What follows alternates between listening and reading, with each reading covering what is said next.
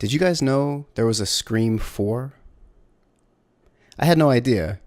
I saw 1, which is great, and 2's not great, and 3 is also not great. I had no idea there was a 4. I was on Netflix the other night, and there it was. So obviously I watched it. And I have to say, it's not good. It's not unwatchable. You can totally watch it. But it's definitely not enjoyable. There's a big difference. It's a functioning movie. There's a beginning, a middle, and an end. And more or less, there are 3 acts. But, man, it's pretty crappy. I didn't even know there was one. Hey, oh well. It wasn't like 2 hours wasted. But it wasn't 2 hours like that I loved. Aside from telling this story, I would never talk about it again. I don't know. Simpler times. Simpler times. So I had a few weeks off. I've just been dealing with a lot of stuff. These are excuses. Like as far as why I didn't make a podcast for the last 3 weeks. Because I could have and should have. I had the time. I schedule out time for this, and it's the same pretty much every week. But just dealing with a lot of shit really sunk pretty deep into depression, and there's a lot of changes going on in my life. Like my son is about to start school, and I'm internally not handling that well at all. Like it's terrifying and heartbreaking, and it's exciting, of course, and he's really looking forward to it. And but I know it'll be, one of the first things in his life that's like, oh, daddy can't be here, or I have to be alone, or I'm doing this on my own, like that type of thing. And it's scary. And I project, like, I don't do this to him, but in my mind, a lot of this fear and anticipation anxiety is just me projecting my own childhood and my shit onto him, because he's such a loving and beautiful boy, and he knows that he's cared for, and like he knows his daddy's right there, and he knows his mommy loves him, and so it's like his experience is already different than mine. So, but it's just my fear of all that stuff. Like, the first time some kid is mean to him or makes him feel weird or isolated or all those things, and he's so young, and how is he gonna? But he'll be fine. He's strong and smart and so kind, so he will be just fine. But it's causing a lot of, it's stirring up a lot for me. And then on top of that, just dealing with his mom is very difficult, unfortunately, and it's unnecessarily so. And then just recently, I saw my ex-girlfriend with this guy. There's a whole,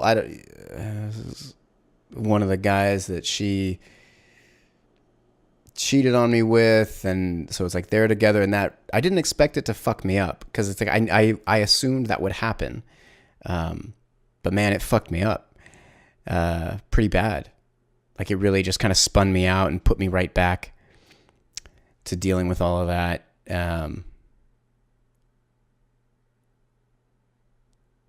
Yeah, it's hard to deal with that stuff. It's weird because like I broke up with her a while ago, a year and a half ago, and it was really hard and painful, and I've been working this whole time to get through it. It was a really hard breakup, and then seeing that, it kind of brought me back a year and a half, and then some other shit. But it's like I don't often have that experience. Like I didn't have that experience with my ex-wife. I wanted her to date. I was hoping she would, and I was hoping that when she found someone, that it would elicit some nicer feelings in her. But much like Scream 4, it was just a lost cause, because it just didn't happen. So I've been dealing with that, and because of that, started eating really shitty, like fucking Postmates. Yes, please deliver some corn dogs and French fries, and then I'll get some cream puffs from Beard Papas and like shit like that. Still working out, but just really eating poorly to cope. So it's like that stuff I don't need or even want. And then, financially it's a big problem because it adds up. It's just a meal here or a meal there, but the next thing you know, it's a couple $100s or a few $100s that I would have rather spent elsewhere or saved. So all that feels real punitive anyway. That's something I'm still working on, is not being so punitive and harshly judgmental of myself, which I am. And I think I mentioned it before, but I never even knew that. Remember when I started therapy, my therapist asked if I was judgmental of myself, if there was a hard judge. And I was like, no, that's crazy. And then just, through speaking and hearing my words out loud, I was like, fuck. And her reflecting it back to me and be like, this is what you just said. Yeah, super, super harsh with myself. Yeah. Therapy's cool. Like, it's someone to talk to. It's very helpful, but it's an unbiased. This person has no stake in my life. But it's an educated person who understands the mind, and they've gone through the work, so they know from their experience. And of course they still deal with their own shit, and that never goes away, but they come from a place of compassion. Again, they're unbiased and they know what the fuck they're talking about. Hopefully, it's hard to find a good therapist, I guess. I really lucked out. This woman came highly recommended from one of my best friends who is also a therapist who I highly respect. And it just worked out. We're a perfect match for each other. Our personalities are very complementary, and everybody should get in therapy. It's so good. Everybody's got shit to deal with. But I think people's misconception of therapy is that like you're weak or broken or sick or crazy if you have to go to therapy, and that you are not strong. But what therapy did, like my whole life is just because of my childhood and how I grew up. Everything in my life has been geared around like strengthening my body and learning how to fight and doing all this really aggressive protection of myself externally, while internally was just, so full of sorrow and heartbreak. And but what therapy has allowed me to do is it's allowed my strength to come from somewhere other than anger and insecurity. It's allowed it to come from a place of compassion and love toward myself, compassion and love and curiosity. And while I'm still dealing with insecurities and anger and anticipation anxiety and a lot of heartbreak and physical and mental and emotional trauma and shit like that, it's allowed me to find strength elsewhere from the other parts of my mind that I was not drawing strength from, that they were just kind of like locked away. So this other part of me that could be strong was doing all the heavy lifting, figuratively and literally. So that's why it's so important to do it. And especially, and I really try to talk about it a lot as someone who's a personal trainer, and a martial arts instructor. So those two things don't often link to the work you need to do with your mind and with your heart in connection with your body. We tend to separate it, one or the other. So super important, man. Therapy's so good. It's allowed me, and it's fucking brutal. It sucks. Like, it's so hard, and it really hurts to dig up old stuff, and then also to not rely on old coping mechanisms. They're just like, who cares why you're acting out or self-sabotaging or whatever. Just fuck it, close your eyes and run forward, and maybe you'll make it through. But it's, sitting with feelings, asking questions of yourself. Why am I feeling this? What do I need? What do I want? And if, for me, so much, neglect and other things, that what I need, what I want were never questions I asked. And now they're questions that I work consciously to ask. I don't always do it, but I do work consciously to ask. I wonder if homeless people hate debit cards. Don't you think, like, the homeless game, the panhandling game, really... Panhandling? Is panhandling with gold? Panhandling with gold. Wait, what's the people begging? What is that called? Oh, panhandling, right? Isn't that...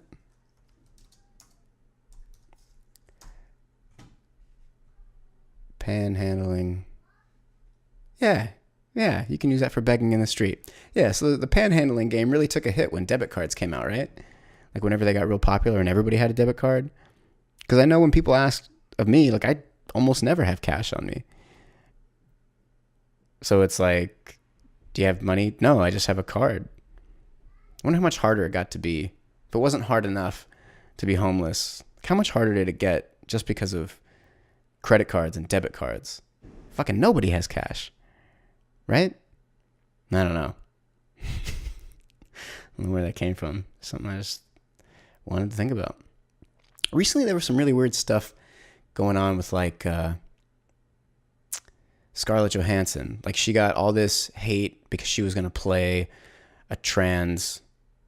Forgive me if the term I'm using is wrong. It changes so much. I mean, no disrespect. I'm just saying a word. If it's trans or transgender, whatever it is, whatever the word is, not it meaning the people. But she was getting so much hate for it. And it's like some of that for sure was ricocheting off of Ghost in the Shell, where, it was written as a Japanese character and then they made it a white woman, and, there's so much outrage. And that, I get it. There are plenty Japanese American actors that could have and should have played that role. So I think a lot of it was kind of that, like, she was kind of targeted in that sense, but I didn't understand for this movie. Like, we're in this weird, like that's an issue of ethnicity. Okay. And saying this argument, I hear how you can apply this to what I'm about to say. Like, I hear the argument against it too, but there's this weird thing in movies right now, that, like, you can't pretend to be a thing unless you're actually that thing. Like, but that's what acting is. It's all pretend. Al Pacino wasn't really a cocaine dealer. It's weird. I have a sneaking suspicion that most of those people in Game of Thrones aren't actually Dothraki. When actors play sociopaths or psychopaths, they're not actually that. So where's the outrage? Like, why don't they use real sociopaths and real psychopaths? It's interesting. Like, she wasn't playing, it was written as far as I know, as the character was written as a white trans woman or man, however, I don't know how they were going to play it. So she's a white woman. I don't understand the issue here. Dwayne Johnson just played an amputee. He's not really an amputee. Where's the outrage for that? And I'm not saying there shouldn't be. They're actors.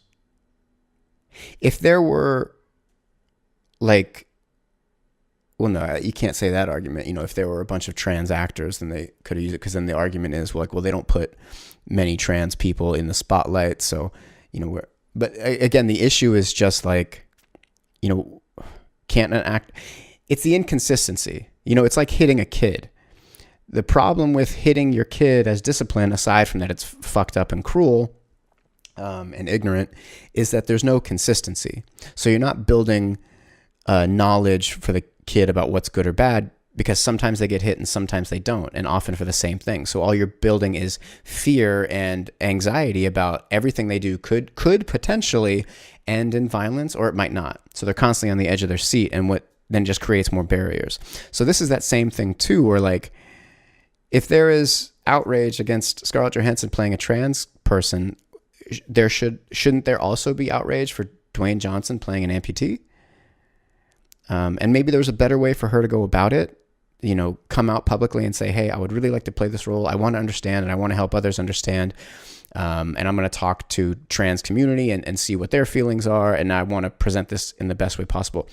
Maybe if she had done that, did she do that? I don't know if she did. I don't even think she had enough time. Like, the second it was announced, all the fucking social justice warriors were like, fucking outrage. This outrage culture is pretty ridiculous. I mean, it's a hard reaction to Trump and everything. People are leaning into it so hard because of, you know, what's running our country is this despicable thing. So everything is an outrage. I didn't even see the video, but a GIF of Tom Holland, Spider-Man, having an interview, and the interviewer, it was just subtitled. The interviewer asked, you know, how is your girlfriend? Does she embarrass you being around all these celebrities? And he kind of started to answer, and then he was like, wait, I just need to address something.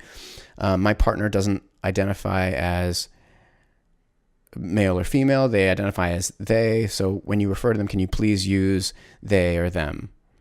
And he was like, it's not very hard. And by reading it, it seemed like he was really disturbed and frustrated and annoyed.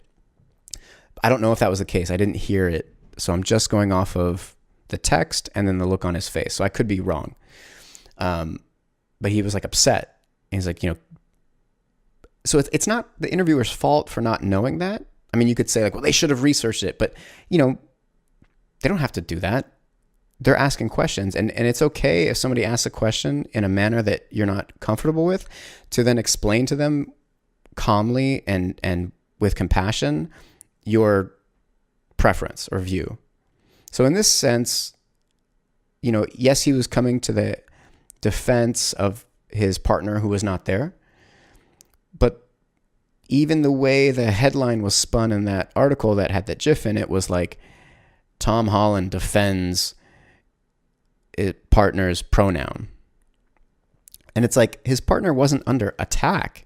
So there was he didn't defend his partner.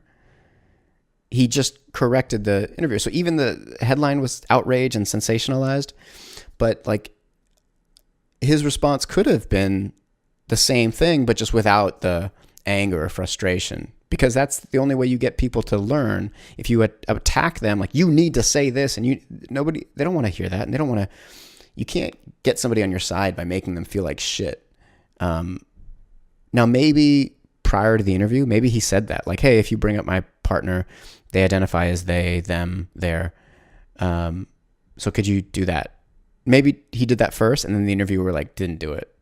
And that would be I get it. That would be where the frustration came from. But if that didn't happen, and it was the first time, and his interviewer just said this thing, like, we have to, and it was so easy to say this. It's just something to work on, something to practice. Like, don't let your past issues with something that happened with someone else or from another time or another place affect how you deal with this new person in this new situation.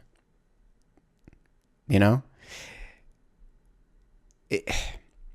This shit is complicated. People are complicated. And the stuff with, you know, if you are a man and you feel like a woman inside, or you're a woman and you feel like a man inside, or you're either and you feel like neither of them, you don't feel like, that's fine.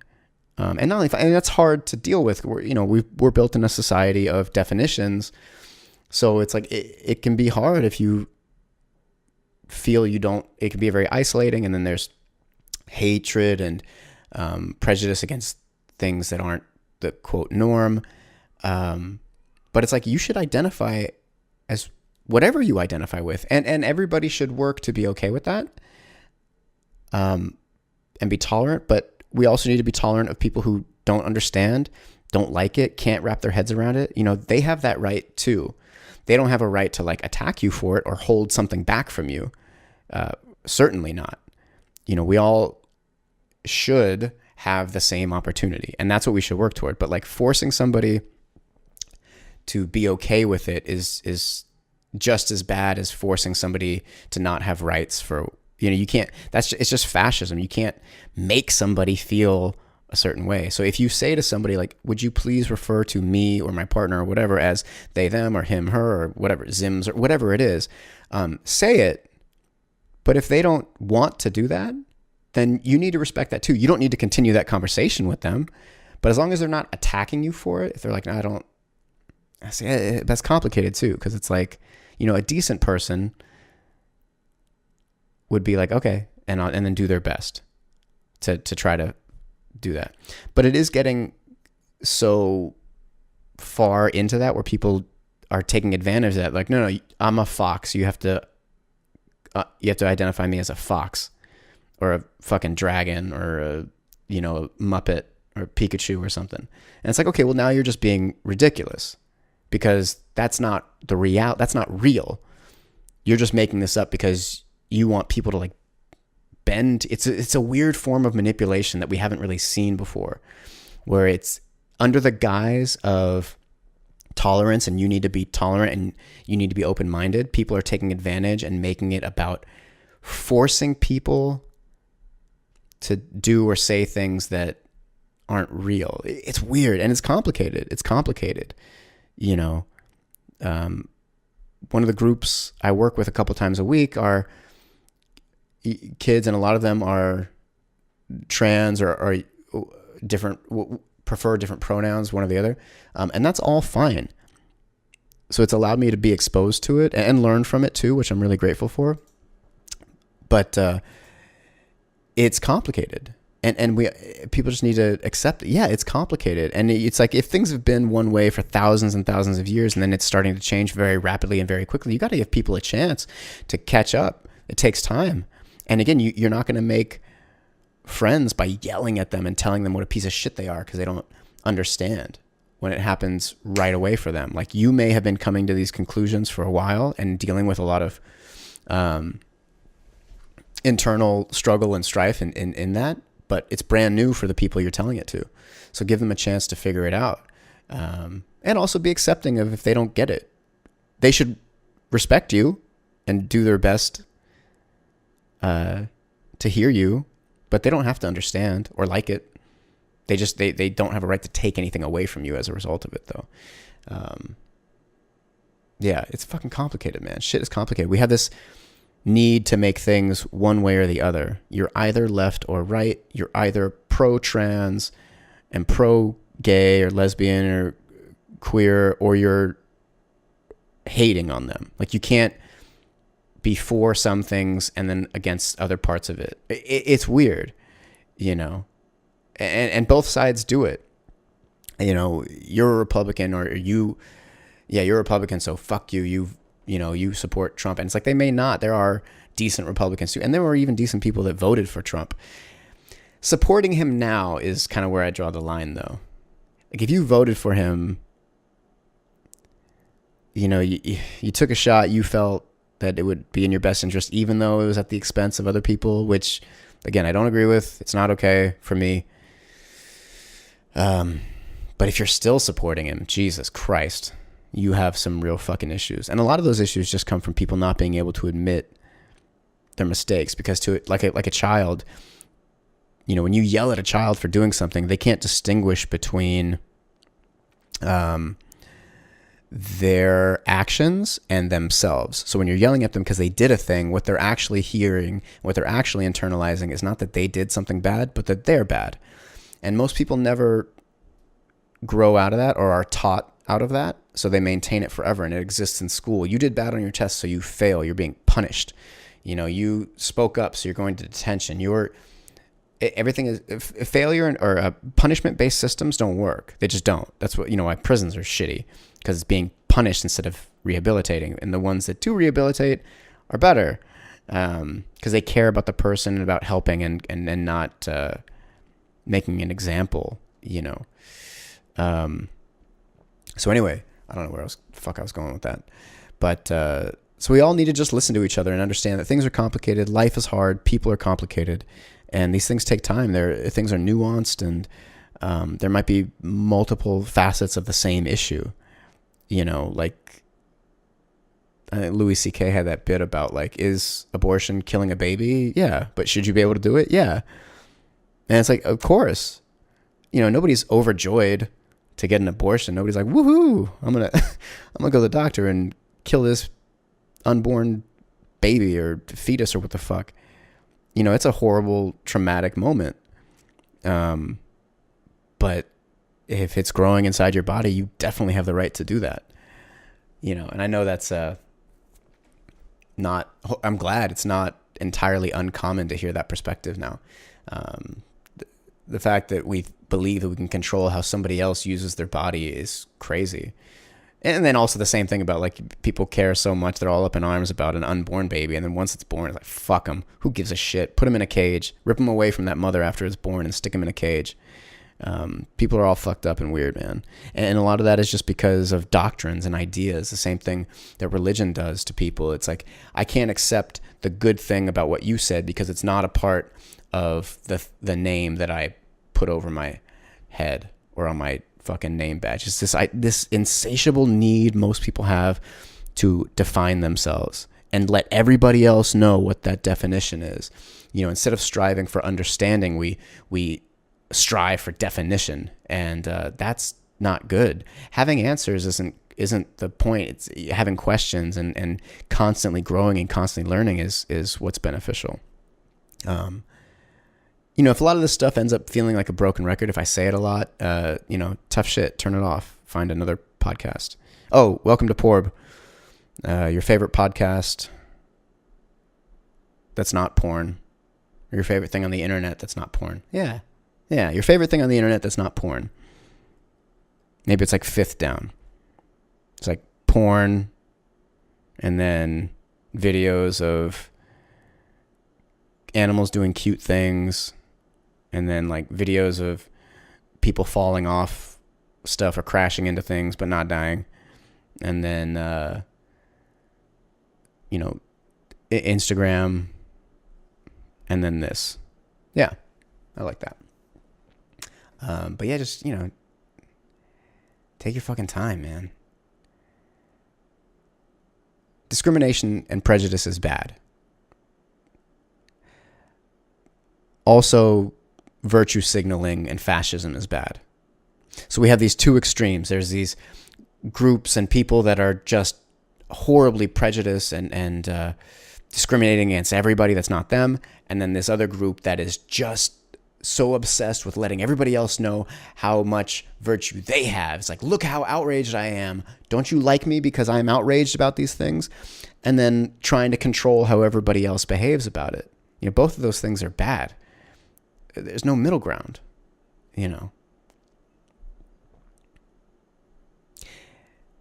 I hear a lot too, like people saying that they're triggered. I don't think we understand the difference between being triggered or then just remembering something uncomfortable or being uncomfortable, because there's a difference. Being uncomfortable is somebody saying something you don't agree with, but you're not going to respond, or like, you know, you turn on the TV and you see like a guy fucking a goat, and you're like, that's gross. That makes me uncomfortable. Being triggered is like when you see the guy fucking a goat, it brings you back to a time when you fucked a goat, or a goat fucked you, or someone tried to make you fuck a goat, and then that makes you fucking do heroin, or, you know, eat an entire pie. That's triggered. You know, when your reaction to something causes you to do something negative to yourself or to others, that's being triggered. But just looking at something you don't like, that's just being alive. Grow the fuck up. You know, you got to man up. Like, I mean, come on. Or they up. Whatever. You got to be stronger than that. You know, we're in this weird time where it's like we should be more compassionate and more loving and more kind and ask more questions and more accepting. But not at the cost of just being mature and an adult and learning how to process your feelings and your emotions. You know, saying, just falling, that that's trigger for me. Don't do that. Well, that's not helpful. And you can't tell that person in open space. If they're in your house and they're doing some fucked up shit, you make the rules. But if you're in shared space, you can't control the way people behave or do. You have the opportunity to leave. If you don't like something, turn off the TV, turn off the radio, turn off the podcast, but not before you like, subscribe, and rate and review this on iTunes. You have that option. We can't sacrifice common sense and working through your own shit just to be outraged and to make everybody work down to you. I don't know if I told this story on here. Maybe I did. But I used to go to this park near my house, and I live in a decent area, but adjacent to me is not a decent area. And at this one park near my house, you get some people from the not so nice area, and with that, sometimes there'd be people smoking cigarettes or weed at the park, around kids. You're like, what the fuck are you doing? And parents completely checked out on their phone while their kids you could just walk up and take 10 kids and the parents wouldn't even know. And then some of the kids are a little more aggressive. So I also wanted to check out this other park in this really nice neighborhood, not too far from me. And that didn't have the problem. There's nobody smoking weed there. The parents, for the most part, are really watching their kids. But then you also had a lot of kids wearing helmets and parents hovering over them, so being overprotective. But there's this jungle gym apparatus thing, but instead of being made out of steel, it's made out of rope. So it moves and sways and bends. And my son was climbing on it and a couple other kids, and they were playing and jumping on it. And then this little girl wanted to go over, but it was, it's moving. And she starts yelling she can't get on. And the mother tries to tell all my son and all the, can you guys stop so she can climb on? It's bitch, no. She's got to get stronger. Teach her how to climb while it's moving. Don't make everybody else cater to her. That's weird and unrealistic, and she'll never get stronger. She'll never grow. Just be there for her. If she falls, catch her or pick her up. She's not going to die. It's a couple feet. She's only on the first, little rope. She'll be fine. But you have to, watch Inside Out. The bad stuff is important too. You can't, it's when your kid is little, you're supposed to get them to play outside in the dirt so they're exposed to all this bacteria, and so their immune system gets stronger. If you don't do that, their immune system doesn't have to get stronger. And then when they're older and they have actual illnesses, it fucks them up real bad. So it's we have the same thing that we acknowledge physically, we're not acknowledging so much mentally and emotionally. But you have to go through that stuff. You have to. That's part of the thing that's helping me steer myself back to center with my son attending school. It's he has to go through this shit. He has to feel isolated sometimes. He has to, get made fun of or whatever. Those are important parts, because then he will learn how to cope with those situations and those feelings. And it's an opportunity for me to teach him about self-confidence, and some people are mean, and that other people's definitions don't define him. He should always strive for understanding, and his definition of himself should be ever changing, but it's the only one that matters. That he should listen to other people's negative views of him if he's negatively affecting somebody else, but somebody's opinion about who he is not determined by them. It's determined by him. Although that's an opportunity to teach. I use a lot of dog training and dog methodology in my teaching, in that one of those principles is that you can't correct a dog's mistake until they do it. So it's you can't come home to your dog who's been cooped up in the house all day and unexercised, which is your fault, and then they've shredded your couch or ate your shoes, and you can't come home an hour later or 10 hours later and then discipline them for it, beat the shit out of them or rub their nose in it, because they don't know what the fuck you're doing. They don't understand why. They just understand you walked into the house and hurt them.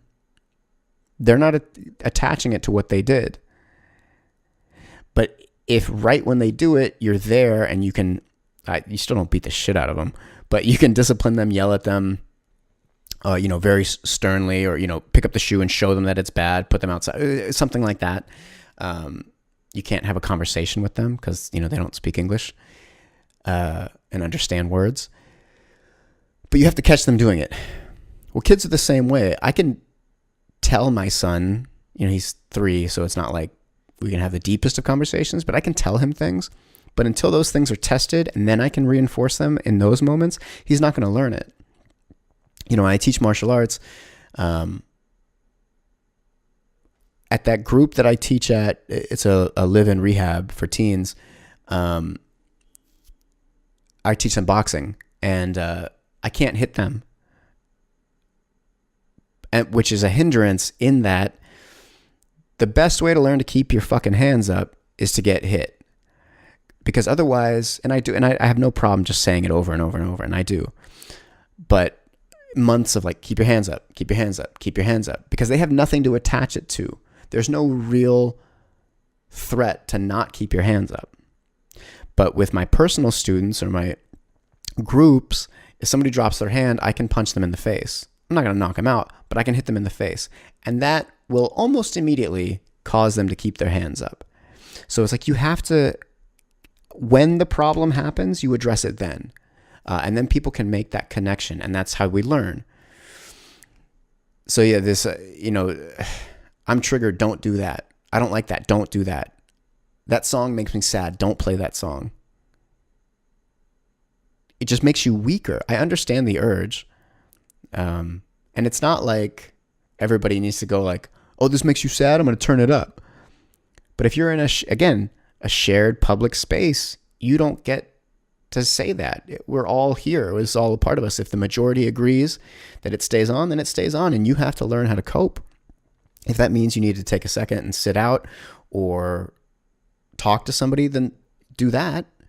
But it's not like, I don't like it, so you have to stop. Or I don't like it, I'm going to run away. Like, these are the things that are being not just practiced, but fucking taught. I see it being taught, and it's really concerning. I get it's coming from a good place. It really is. I get it. It's coming from a good place. But people are certainly getting soft. And I mean that not in the sense that like talking about your feelings is soft. Talking about your feelings is not soft. It's strong to talk about your feelings, to deal with your feelings. Soft in the sense that no ability or desire to be uncomfortable, to work through discomfort. People just avoid it. It's no good. It's no good. Yeah. The other day I saw a Homeland Security truck on the freeway. I don't think I've ever seen a Homeland Security truck. And it was the opposite of making me feel secure. It made me feel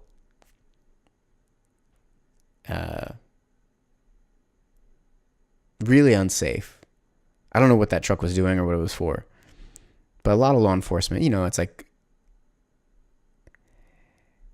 maybe that's a white privilegey thing to say.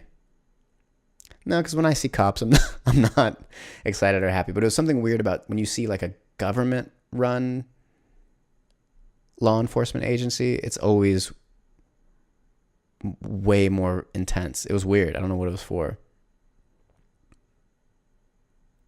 Yeah.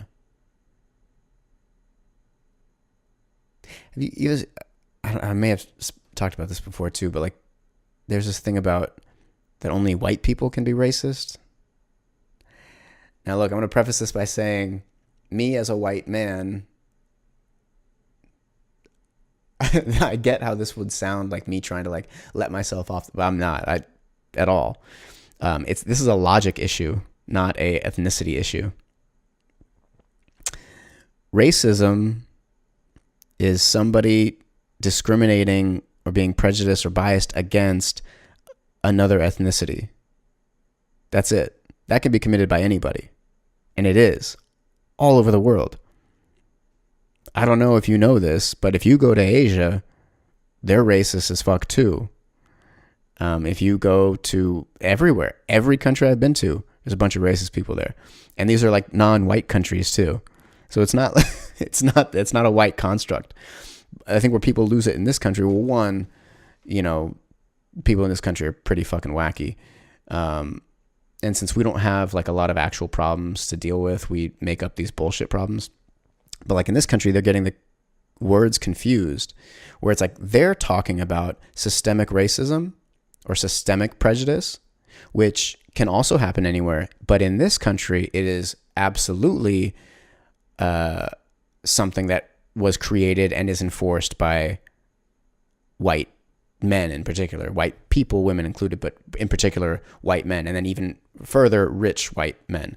That is for sure who has created and controlled the systemic, the taught racism and entrenched it within our laws, within our community. Like that's for sure. I don't even know how you could argue against it. So if you're talking about systemic racism and the power structure of this country, of America, then for sure that is dominated by white people.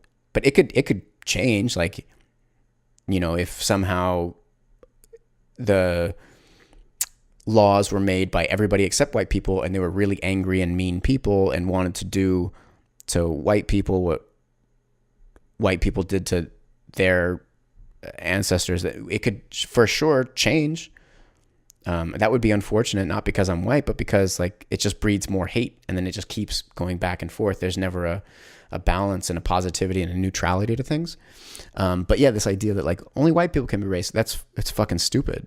And I'm not saying that as a white man. I'm just saying that as someone who really thinks logic and reason and understanding of basic words is important. Everybody can be racist, and most people are. But yeah, so systemic prejudice and systemic racism is different from just racism. It's not just for white people. Everybody is welcome to be racist. Most people will take you up on that too. I don't know what else.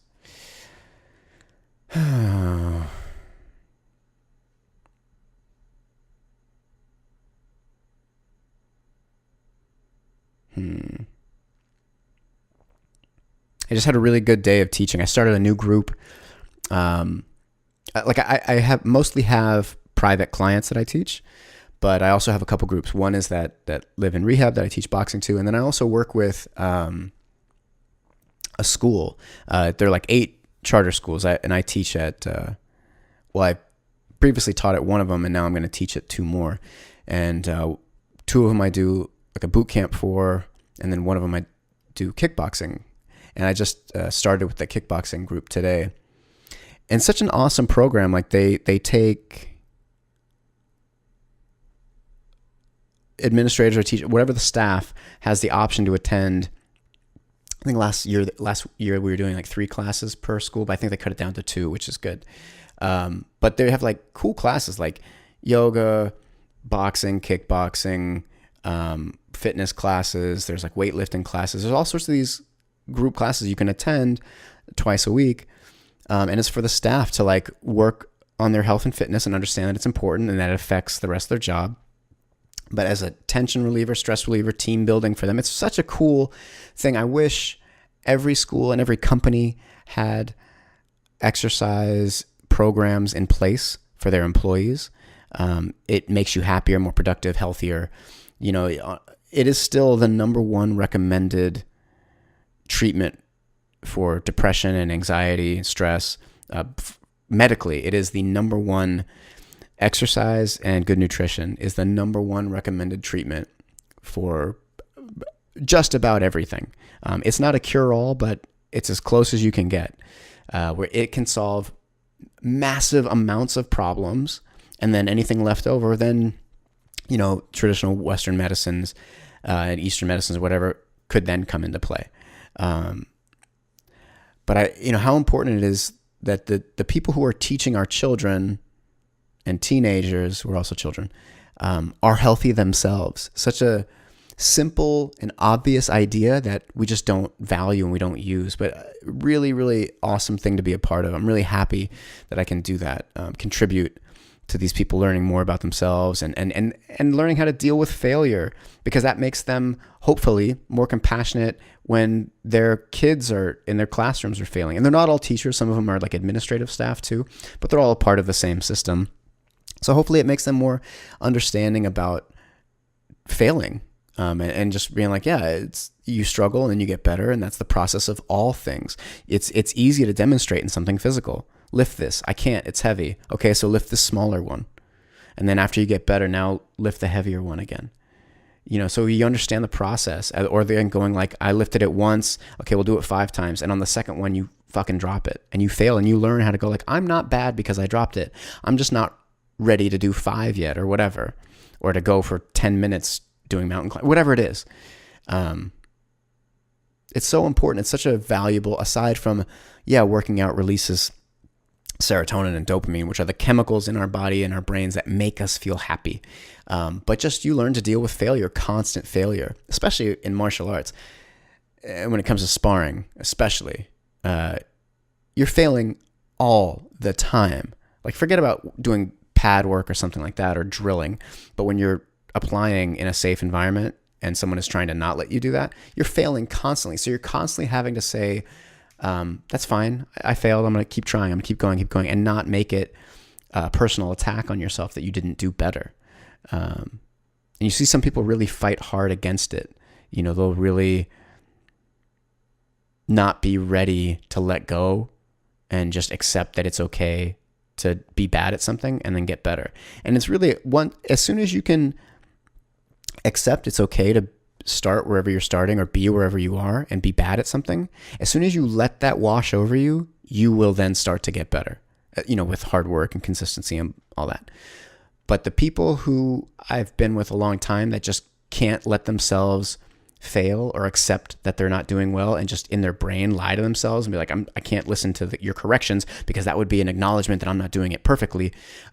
They'll stay at the same level forever, and they'll never get good. They'll be okay. But once you can just like let go, in martial arts, a lot of times we refer to that as emptying your cup. And that doesn't mean throwing away everything you learned. It means emptying your space in your cup so that you have willingness to learn. It's not about the material or the knowledge that you're getting. It's about your willingness to learn, to be instructed, to make corrections. That's what's important. So when we say empty your cup, it doesn't mean whatever you learned yesterday or last year or 10 years ago, throw it away. It means throw away the thought of you're doing it perfectly. Throw away the thought that you can't learn more, that you can't be instructed to do it better.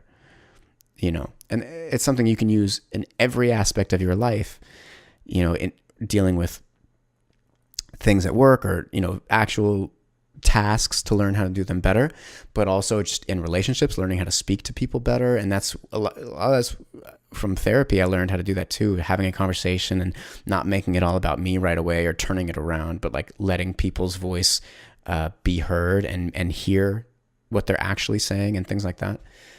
So important. And you get that example very clearly from working out and from doing martial arts. If you have a good teacher and, a good group or a good environment that you're learning that in. There are a lot of assholes who do martial arts and work out too, but they're not looking for that piece, which is important. All important. The only thing that's actually important. It's nice to look good naked. It is. It's nice to be strong, to be able to do cool things, but, all that stuff is just to facilitate you being a good person and not being a douchebag. That's what it's for. It's a shame that it's not a bigger part of our lives, that it's not taught as, it's an afterthought. It's like, oh, well, jocks work out, or, that's what I thought. I mean, I never worked. I never did anything. I was just a fucking drug addict and musician, and that's what I wanted to do. And like, I can't be like a cool artsy musician guy and lift weights and fight. But yeah, you can and you should. And it makes me think about, when I'd read about samurai or something like that, where it's like, yes, these are lethal killers. Some of the greatest martial artists ever. And they would also have to learn calligraphy and painting or gardening or flower arrangement. And a lot of the Chinese warriors would do that as well. So there was this balance of, yes, you have this hard discipline and these intense skills and you're able to do these amazing feats of strength and be successful in combat, but you also tend to the fields, or you grow flowers, or you paint. You have a soft meditative practice that is not about destruction, it's about creation. And you need both of those things. I remember I had a student once, she popped in for like 1 or 2 classes. This was a long time ago. She had never done martial arts before, and she does yoga. She did yoga. When I say yoga, I mean like the white people yoga of like, it's just stretching, which is nice. It's good to stretch. But, because real yoga is a way of being. It's a lifestyle. It's practically a religion, in the sense that it encompasses your whole life, and it's about life lessons and being a better, stronger, more compassionate, loving person. It's not about doing a handstand. That's a tool to teach you all the things I was just talking about, of overcoming struggle and realizing that you're more capable of doing things than you believe you are in your mind, and that there's actually relatively no limits to these things, and to have a daily pursuit and a daily practice and a routine and a consistency and a focus and a discipline. Damn it. I just lost my train of thought. I'm so dumb. Where was I going with that? So she did yoga, and after taking my class, she was like, I don't know, it just feels like it's too aggressive, and I just want more balance, so I'm just going to do yoga. Now, I get that it might be too aggressive, and you might not be into that, but just doing yoga is not balance. Do you understand? Like, do yoga. For sure, do yoga. But also, run hills or do sprints in the pool, something that is explosive and causes you to exert yourself. Yoga's fucking hard. Don't get me wrong. Yoga's really hard, but it's a different type of hard. It's a different type of exertion, and you should have both. If you're not into martial arts or boxing or Muay Thai or something like that, there are other ways to let that intensity out. I don't want to use the word aggression, because it's intensity, passion, fire. Let that shit come out and have an outlet for it. And also do the more passive internal things as well. Aside from yoga being incredibly challenging and hard and strength building and stuff like that, it is a wonderful meditative practice. But meditating is also lifting weights. It's also sitting quietly. It's also moving. It's also taking a walk. It is also playing the piano and letting your brain just relax.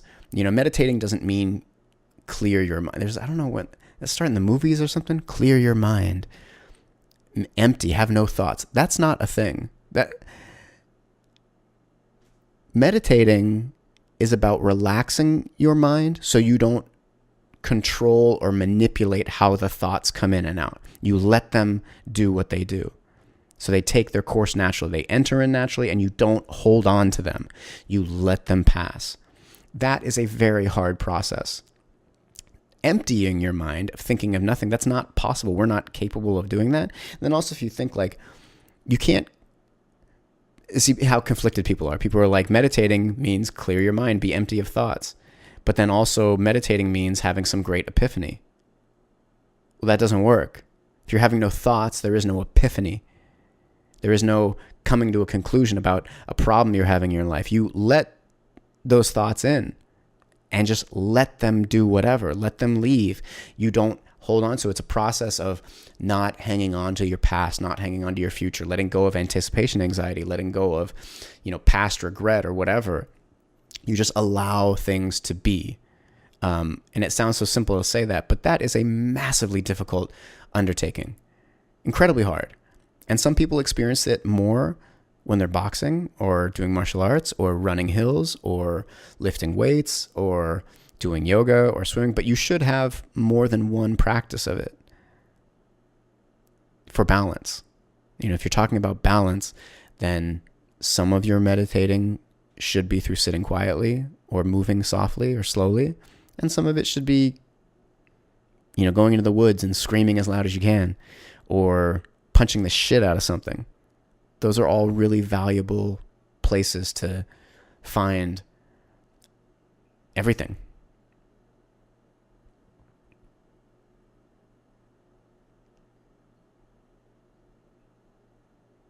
Yeah. I think astrology is pretty dumb, right? Isn't it weird that there's certainly something with the stars? Certainly. I mean, there are shapes out there. They don't seem super random. Because amidst all the random shit, there's shapes. That's weird. It's fucking weird. So there's something to the stars, for sure. All the ancient cultures did weird shit with the stars. You know, the pyramids are lined up under, what is that, Orion or some shit? That's fucking crazy.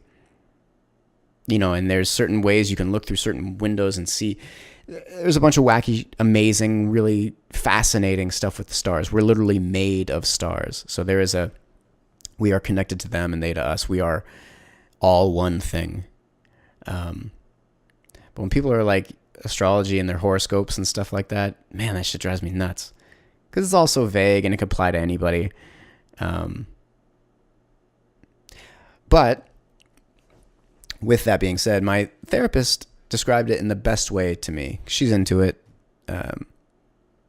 She likes astrology. And so she asked, she was like, do you want me to do your chart? And I was like, yeah, for sure. Go for it. I don't buy into that stuff, but I'm down for anything. Let's give it a shot. So she did it and she printed it out. And when she gave it to me in our next session, she said something. In all of my years of hearing about astrology and seeing it, I've always been so annoyed and disappointed with it and embarrassed about it.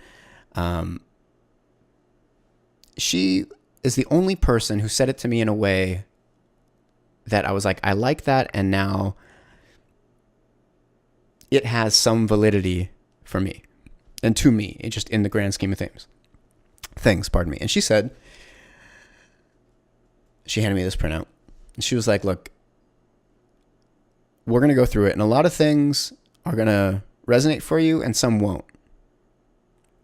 The idea with both, the things that resonate, you want to ask how and why they resonate for you, and where in your life they ring true. And then what does that mean? The things that don't, they don't. And we might be able to ask those same questions against the things that don't. But the main thing is that these are not answers. These are questions. If it says you're this type of person, all that does is give you an opportunity to ask yourself, am I that type of person? Do I have that quality? Is it a good quality or bad quality? Do I like that quality or not like that quality? Is that something I want to embrace or change? Is it something I want to feed and enhance or diminish and lower? So it brings all these, I love questions, especially reflective questions like that. So it brought me to a place where I could go like, okay, now I can see some merit to it.